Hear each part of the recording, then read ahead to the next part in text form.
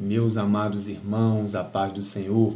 Já quero louvar a Deus, querido, pela sua vida, alunos da nossa classe Abraão, obreiros da nossa congregação em Alto Castro. Sou grato a Deus pela sua vida, meu irmão, minha irmã, que acompanha esses devocionais juntamente conosco. Nosso objetivo é te motivar a fazer a leitura diária, o estudo diário da nossa lição e da nossa revista da Escola Bíblica Dominical. Louvo a Deus pela vida do nosso superintendente, presbítero Tomás, e pela vida do nosso pastor Alvani.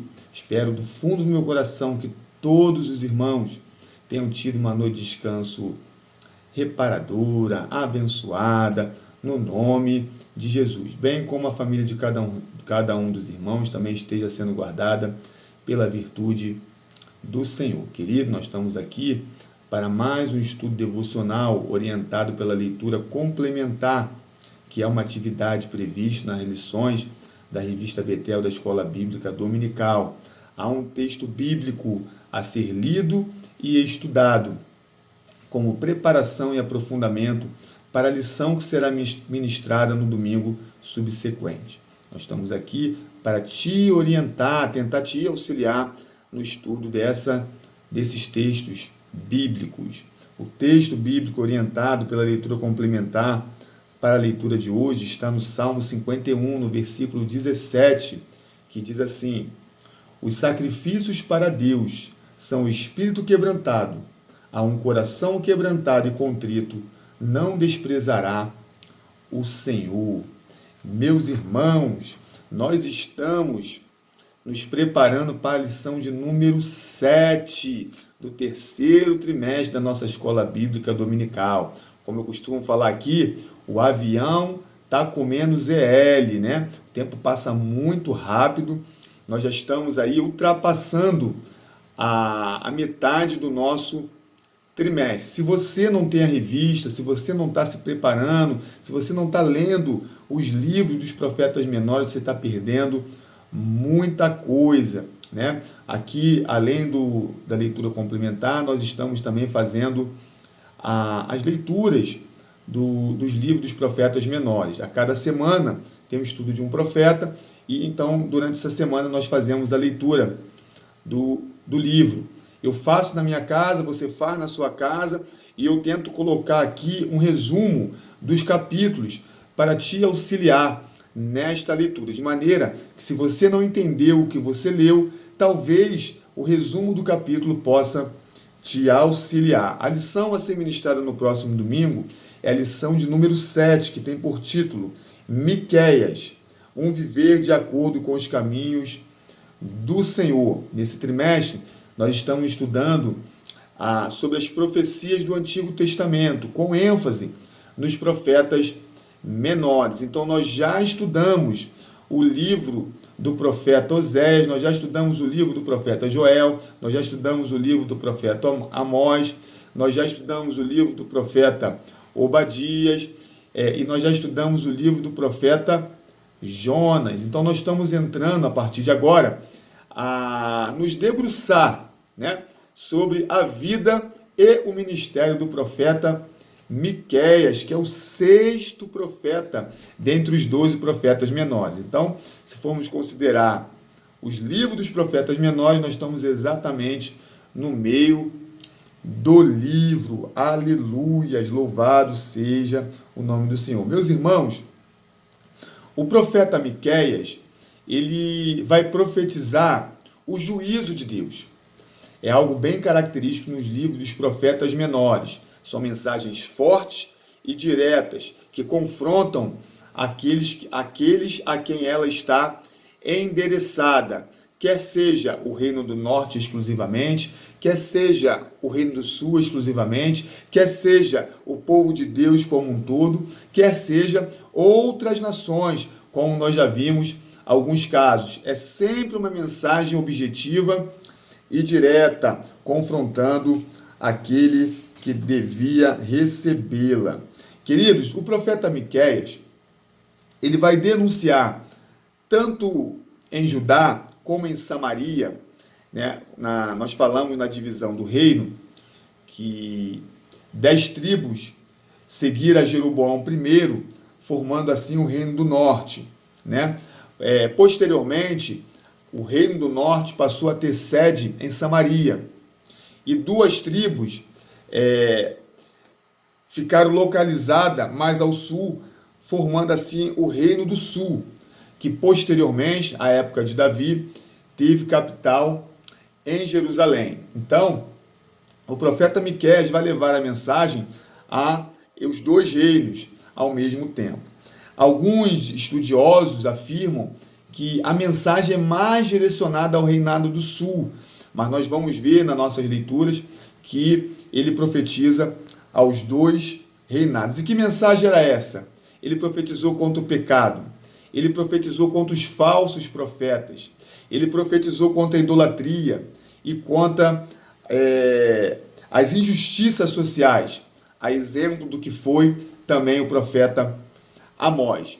E como é uma característica firme nos livros dos profetas menores, em meio a uma mensagem direta, né, e confrontadora, tem sempre uma mensagem de alento, trazendo uma esperança nas misericórdias do Senhor. Então nós vemos, queridos, que o nome Miqueias significa quem é como Jeová, né?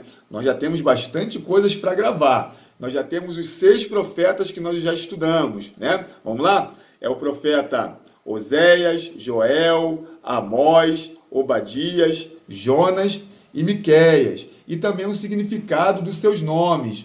Oséias significa salvação, Joel significa o Senhor é Deus, Amós é fardo no sentido de aquele que carrega fardo, carrega peso, Obadias, servo do Senhor, Jonas, pomba no sentido de mensageiro, né? Até falei aqui que, né, todos nós devemos ser uma pomba nas mãos do Senhor, né? Ter a orientação do Espírito Santo para levar a sua mensagem. E agora o profeta Miqueias, que significa quem é como Jeová, né? Então, queridos, nós vamos ver que o profeta Miqueias é de Morosete-Gate, né? Morosete-Gate, uma cidade situada aproximadamente 30 quilômetros de Jerusalém, que era a capital do Reino do Sul. No capítulo 1, o livro do profeta Miqueias tem 7 capítulos. 7 capítulos. No capítulo 1, nós podemos nos atentar que não há uma chamada ao profeta Miqueias, né? O primeiro versículo, ele apenas situa o tempo, o período em que o profeta profetizou, e a partir do verso 2, ele já entra na mensagem, né, que diz: palavra do Senhor que em visão veio a Miqueias de Morosete, a respeito de Samaria e Jerusalém, as duas capitais. Isso aconteceu nos dias de Jotão, Acás e Ezequias, reis de Judá, né? É uma característica comum também nos livros dos profetas menores, quando o profeta é do Reino do Sul, ele menciona apenas os reis que reinaram em Judá durante seu ministério profético, né?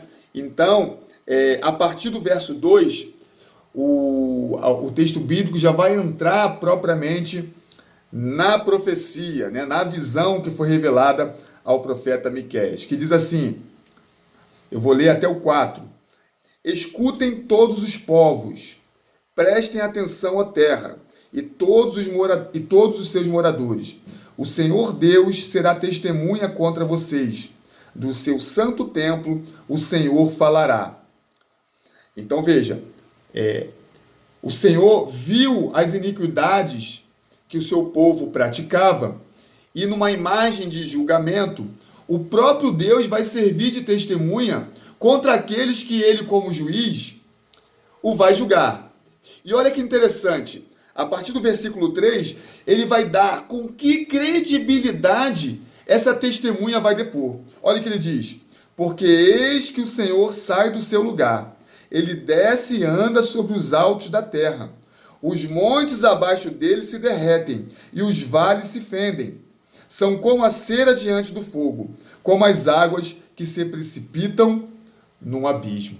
Então, queridos, se Deus se levanta como testemunha contra alguém, né, é impossível que essa pessoa saia ilesa, porque justo e fiel é o seu testemunho, e certo também será o juízo, porque aquele que testemunha também é juiz para julgar, né? Então, no capítulo 1, ele vai trazer essa mensagem condenatória. Lá no verso 16 diz: cortem os cabelos e rapem a cabeça por causa dos seus filhos queridos. Alargue a sua calva como a águia, porque seus filhos serão levados para o cativeiro.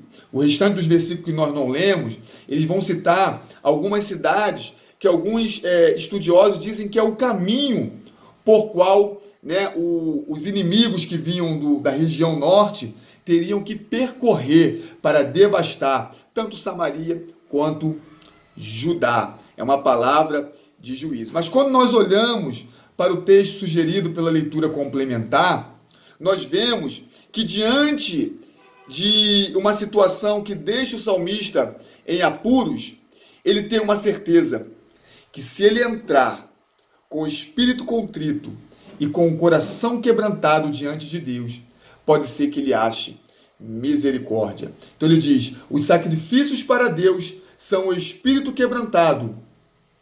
A um coração quebrantado e contrito não desprezarás o Senhor. Eu falava agora há pouco aqui com a minha esposa o período em que o profeta Miqueias profetizou é no século 8. O século 8 é aquele período compreendido entre 700 e alguma coisa, né? Como é antes de Cristo, é decrescente. Então vem de 800 até 700 decrescendo. Então essa casa de 700 e alguma coisa anos antes de Cristo é caracterizado como o 8º século, né? Como o século 8. E nós conversávamos dizendo como foi movimentado profeticamente esse período, né? E nós vemos que o próprio profeta, no verso 1, ele diz, né, que o seu ministério se deu durante o período do rei Jotão, Acás e Ezequias. Nós vemos quantos profetas no livro dos reis profetizaram durante esse período profético. Então isso coloca Miqueias contemporâneo de muitos profetas. O que eu quero dizer com isso? Que Deus alertava o seu povo de forma veemente para produzir neles o arrependimento. É por isso que o texto bíblico, na leitura complementar, diz que a um coração quebrantado e contrito não desprezará o Senhor. Queridos, diante do tempo em que nós vivemos, onde a promiscuidade, a prostituição, a idolatria, né, os falsos profetas, quantas falsas profecias, né? Isso nos coloca num cenário muito próximo do qual o profeta Miqueias profetizou. Isso nos leva a uma simples meditação. Cada vez mais nós precisamos elevar a nossa alma, a nossa mente, o nosso coração, o nosso espírito diante da presença de Deus, com contrição, com quebrantamento, para que Deus venha usar de misericórdia. Eu não sei como tem sido o seu dia, os seus dias, a sua semana, né? Talvez você tenha passado por momentos de conflitos espirituais, de tentações. Lembre-se, Deus não rejeita um coração quebrantado, né? A mensagem que esse trimestre está trazendo para nós, sobretudo no livro do profeta Miqueias, é que é tempo de buscarmos ao Senhor com o coração quebrantado, para que Ele possa usar de misericórdia para com o seu povo. Queridos, que esta palavra venha trazer alegria, vida ao seu dia, venha fortalecer a sua fé, né? Essa semana nós estaremos falando mais sobre esse importante livro da Bíblia, né? O livro do profeta Miqueias, e que Deus possa falar melhor em nossos corações. Eu espero verdadeiramente, clamo ao Senhor, que você tenha uma segunda-feira abençoada, uma semana abençoada, em nome de Jesus. Fique com Deus.